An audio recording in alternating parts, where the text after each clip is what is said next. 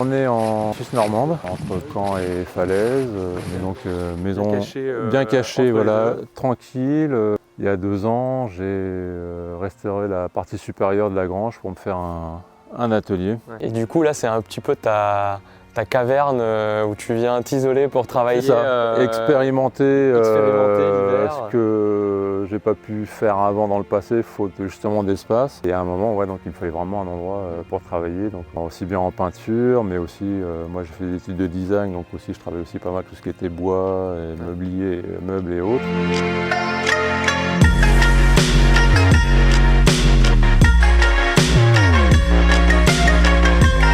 Tu l'appelles ça cache protocolaire? Cache protocolaire, ouais, c'était, je voulais vraiment mettre en place un principe d'exécution en termes de production et de peinture.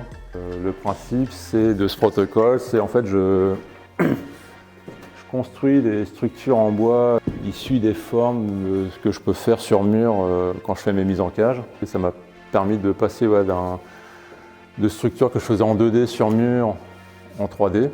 Et le principe du protocole, en fait, c'est de voir combien d'actions je fais pour réaliser une œuvre.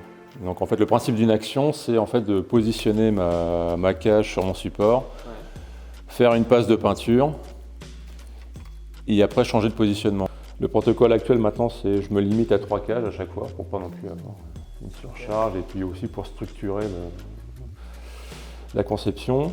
Et à chaque fois, donc, je note voilà, le nombre d'actions que j'ai dû faire. Donc là, pour le rouge, j'en ai fait 12. Donc, c'est-à-dire que j'ai positionné 12 fois une des cages sur le support et à chaque fois avec un passage de peinture.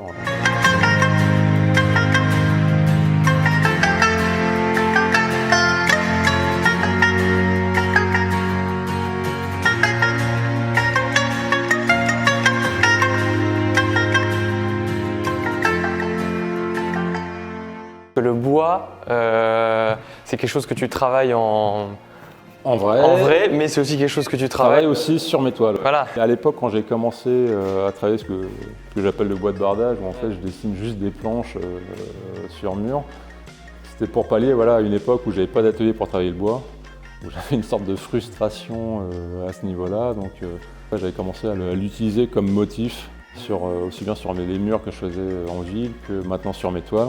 Et moi, les mises en cage que je fais, qui consistent à tendre des bandes d'adhésif sur les murs, ça me servait justement de repère. Je savais que tel personnage passait à tel endroit de ma structure et du coup, je pouvais aisément, sans avoir besoin de passer par un rétroprojecteur ou une mise au carreau. Et du coup, pour moi, c'était intéressant que la structure de composition fait partie entièrement de l'œuvre au final, quoi.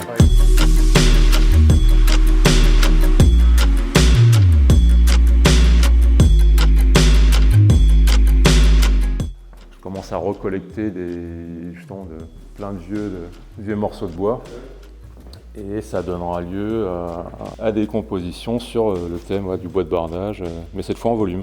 Et puis tu en as mis sur des tableaux aussi, celui qu'on a vu à ton expo. Ouais, celui que j'ai présenté là, pour la nouvelle expo là, de Gustave pour 2019 à Caen. J'ai profité de l'occasion justement pour commencer à le tester.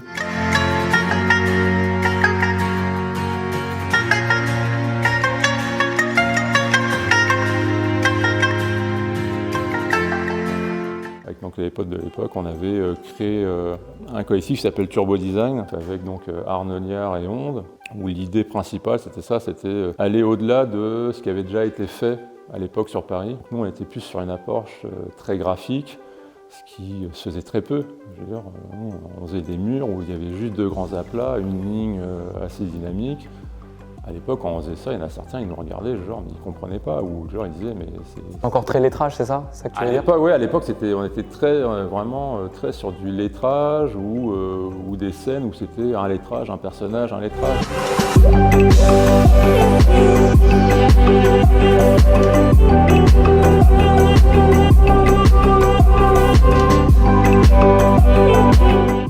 Mes débuts, plus quand j'ai commencé, moi, à peindre milieu des années 90 dans tout ce qui était vraiment le mouvement graffiti parisien, où moi j'étais pas trop porté sur la lettre, j'étais plus dès le début sur le personnage, déjà même avant de entrer dans le milieu graffiti. J'ai grandi avec, Quand il est arrivé sur Paris dans les années 80, moi j'avais 8-10 ans, donc tu découvres ça avec tes yeux d'enfant. Et moi, le dessin, c'est tout de suite un truc qui m'a interpellé. Genre, les mecs à l'époque, ils dessinaient tout ce que j'adorais sur mur. Donc, et puis après, quand tu grandis, tu rencontres d'autres personnes qui font ça, ils t'expliquent, et puis tu fais « Ah c'est génial !»